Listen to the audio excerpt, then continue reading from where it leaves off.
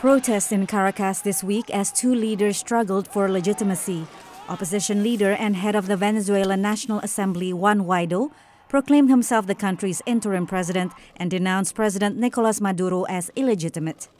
President Donald Trump was the first leader to recognize Guiado. We're thankful for the other countries that have followed our lead and joined us in supporting the National Assembly.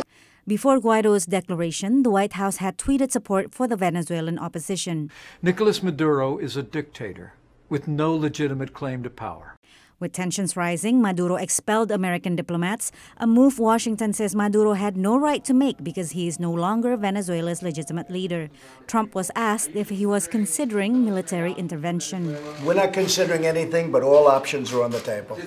Trump campaigned on an anti-interventionist foreign policy, but his support for regime change in Venezuela received praise from some analysts. I think it will be a mistake to call this an interventionism from the side of the U.S. because the only thing they did is to be consistent with the struggle for freedom and democracy of the Venezuelan people.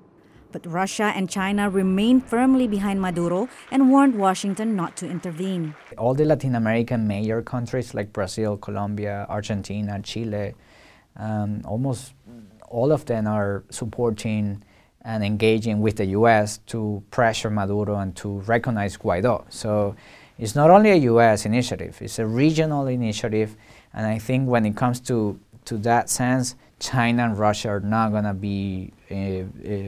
be backing off. More than 20 countries have recognized Guaido. Some are calling for an election as a way out of the crisis. If this doesn't work, then we may officially have a Cuba or a North Korea in the region, but worse, with the biggest oil reserve in the planet, with narco-trafficking, with terror groups operating in this lawless environment in Venezuela. The U.S. has offered $20 million in aid to Juan Guaido's side and requested an emergency meeting at the UN Security Council to discuss Venezuela. Patsy Widakuswara, VOA News at the White House.